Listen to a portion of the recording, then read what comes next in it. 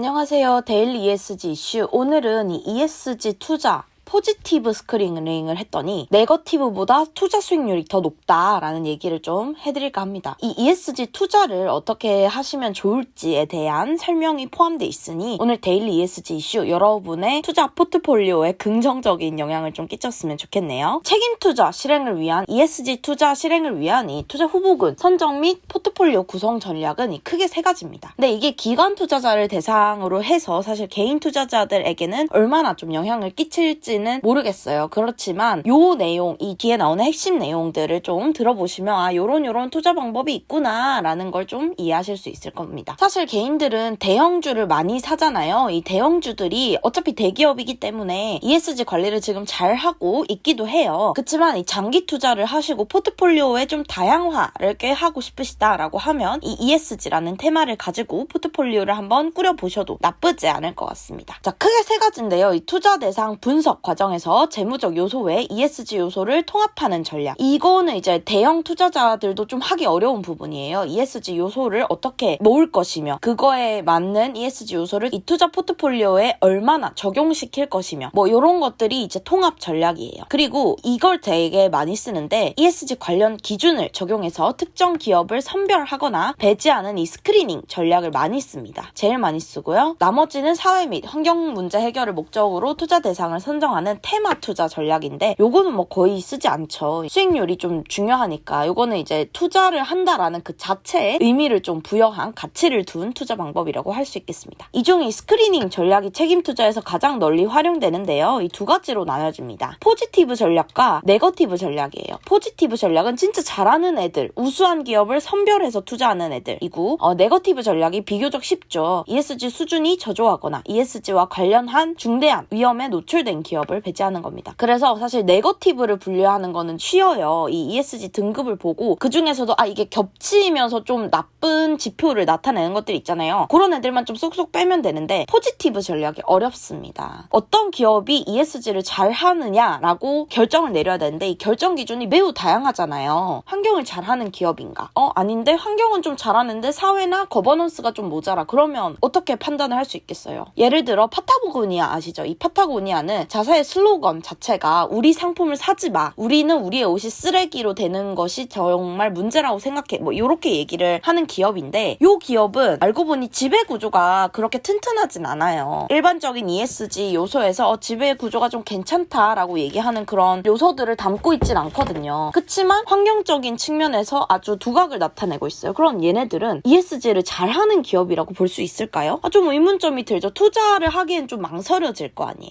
이런 식으로 포지티브 전략을 시행하기에는 조금 어렵습니다. 네거티브보다 어려워서 이 ESG 전략에서 그나마 ESG를 좀 한다라고 얘기를 하는 거는 석탄이나 석유 같은 이런 자초자산의 위험이 있는 것들에 투자를 하지 않겠다고 선언을 하는 게 제일 좀 간단한 ESG 투자를 실현하는 방법이라고 보시면 돼요. 전 세계적으로도 어렵나 봐요. 여기 보시면 스크리닝 전략을 제일 많이 사용했거든요. 보시면 논베이스 스크리닝이 제일 많죠. 네거티브 스크리닝. 요게 제일 많습니다. 자, 보시면 여기서도 보세요. 네거티브 스크리닝을 적용한 자산이 74%예요. 배제하기가 쉽거든요. 자, 그런데 오히려 포지티브 스크리닝 방식을 적용할수록 투자이익이 더 큰 것으로 나타났습니다. 한국기업지배구조원의 조사 결론인데요. 포지티브 스크리닝 전략을 사용할 경우 ESG 잘하는 기업을 엄격하게 선별해서 전략적 투자이익이 상대적으로 더 큰 것으로 확인됐다라고 밝혔습니다. 또한 포지티브 스크리닝의 강도를 높일수록 기준의 진입 장벽을 높일수록 더 투자 수익률이 올라갔다라는 설명입니다. 반면에 이 네거티브 스크리닝을 적용했을 경우 포트폴리오 위험 조정 성과가 향상되는 관계는 뚜렷하게 나타나지 않은 겁니다. 사실 이 ESG 투자를 하는 이유가 제일 핵심이 이 리스크 관리예요. 리스크 관리를 하기 위해서 ESG라는 요소를 들고 온 건데 네거티브 전략을 했더니 이 위험 관리에서는 딱히 얘네가 두각을 나타내지 않더라라는 얘기인 거죠. 수익률도 담보하기 조금 어려울 뿐더러 담보가 안 된다는 겁니다. 수익률이 안 난다는 얘기가 아니라 위험 조정 성과 또한 감소할 수 있다는 얘기예요.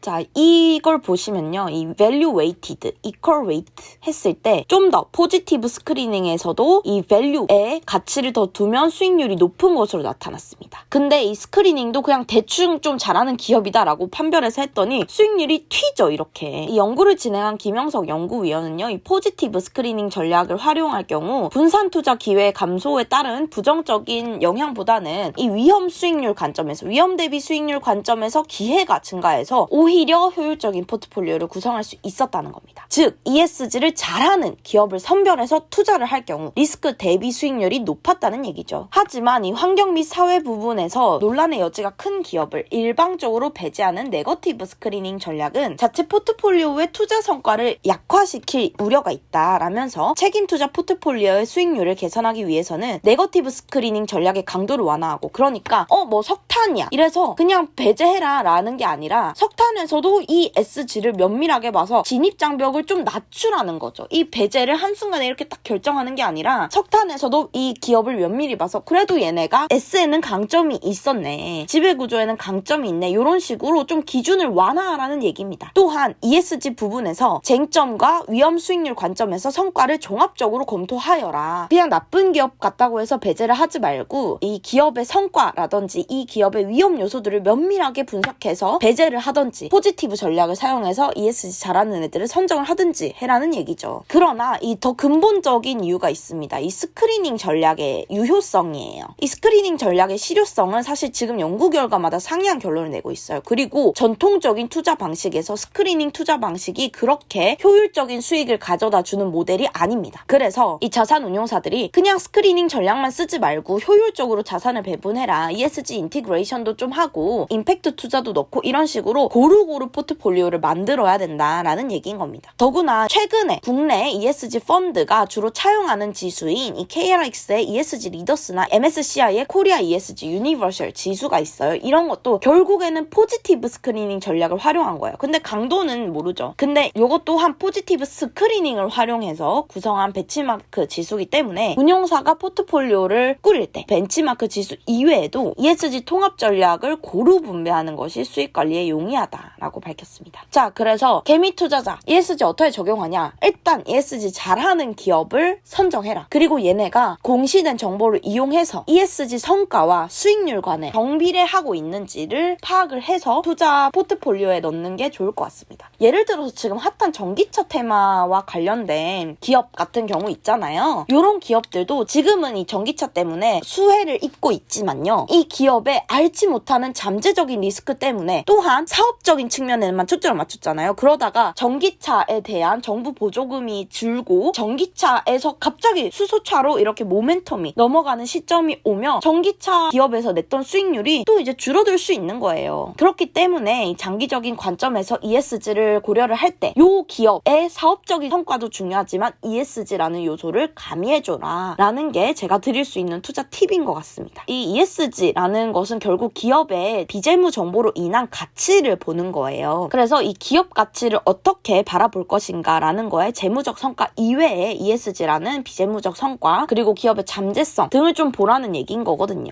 사실 대형주는 결국 올라갈 수밖에 없어요. 조금씩 투자하시는 분들은 그럴 수 있지만 내 포트폴리오를 좀 다양화하시는 개미 투자자 분들에게 요 ESG 한번 고려해 보시는 게 어떨지 좀 제언 드려봅니다. 감사합니다.